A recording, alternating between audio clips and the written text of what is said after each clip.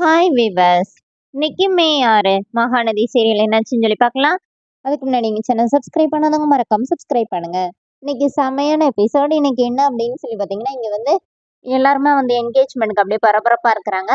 அஜய் வேற இந்த ராகினி எங்கன்னு சொல்லி அங்கங்க தேடிட்டு இருக்கிறாரு. அப்புறமா விஜய் சொல்றாரு, வருவாடா நீ இங்கே இருடான்னு சொல்லி உட்கார வைக்கிறாரு.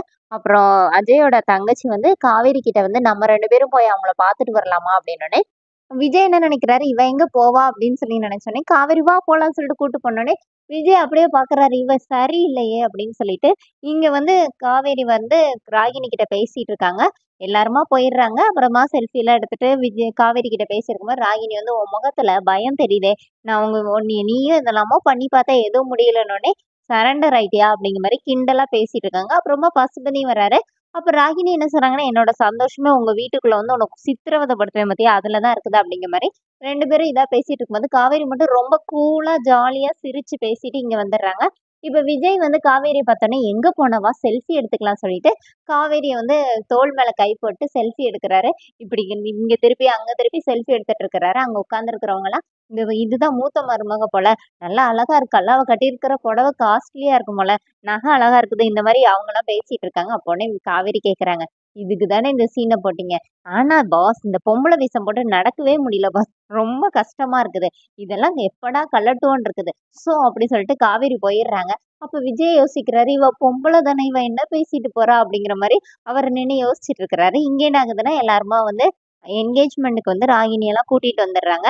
அஜய் வந்து அப்பப்ப அங்க காமெடி பண்றாரு. ராகினி கிட்ட போய் உட்கார்றதுக்கு சேர் எல்லாம் தூக்கிட்டு போறாரு. டேய் மோதிரம் போட்டு போறதாண்டா சேர்ந்து உட்கார வைப்பாங்க, இங்க உட்காருடா அப்படின்னு சொல்லி உட்கார வைக்கிறாங்க. அப்புறமா பத்திரிக்கை எல்லாம் வாசிக்கிறாங்க. காவேரி மட்டும் ரொம்ப ஜாலியா இருக்கிறத பார்த்துட்டு பசுபதியை பார்த்து ஹாய் எல்லாம் சொல்றாங்க. அப்போ விஜய் கேக்குறாரு, உனக்கு என்ன ஆச்சு, நீ என்ன அவர்கிட்ட பேசுறனோடனே, பகைவரையும் அன்பு செய்யணும்னு சொல்லிட்டு உங்களுக்கு எல்லாம் ஸ்கூல்ல சொல்லி தரல, நீங்க ஸ்கூலுக்கே போகலையானோடனே, இல்லையே நீ சரியில்லையே அப்படின்னோடனே, அப்ப காவேரிட்ட வந்து எதுவும் வில்லத்தனமா எதுவும் பிளான் பண்ணியிருக்கியானோடனே, அப்ப காவேரி என்ன சொல்றாங்கன்னா, இன்னும் கொஞ்ச நேரத்துல பாத்தீங்கன்னா நீங்களே கூட எனக்கு அகெயின்ஸ்டா மாறலாம், அதனால கொஞ்சம் வந்து ரெடியா இருங்கன்னொடனே, எதுவும் பாமையும் வச்சுட்டியா என்னன்னொடனே, சேச்சே அவ்வளவு பெரிய வில்லியாவா தெரியுது என்ன பார்த்தா அப்படின்னு சொல்லிட்டு காவேரி சொல்லிட்டு இருக்காங்க. இங்க அதுக்குள்ள அவங்க வந்து பத்திரிக்கையெல்லாம் வச்சு தட்டெல்லாம் மாத்தி மோதிரம் போடும்போது காவேரி மட்டும் ரொம்ப டென்ஷனா இருக்கிறாங்க. அதுக்குள்ள போலீஸ் வந்து இங்க பசுபதி யாருனோடனே, காவேரி அந்த நிக்கிறாரு அவர்தான் அப்படின்னோடனே, என்னன்னொடனே, பொண்ணு கடத்தின கேஸ்ல உங்களை அரெஸ்ட் பண்ண வந்திருக்கோம், அந்த பொண்ணே கம்ப்ளைண்ட் பண்ணியிருக்கணுன்னே, என்னது பொண்ணு கடத்தின கேஸா, எந்த பொண்ணு அப்படின்னோடனே, காவேரி நான் தான் அப்படின்னு சொல்லி கை தூக்குறாங்க. அப்ப வீட்டுல எல்லாருமே காவேரியை பாக்குறாங்க. அன்பரசு வர பயங்கரமா டென்ஷன் ஆயிறாரு.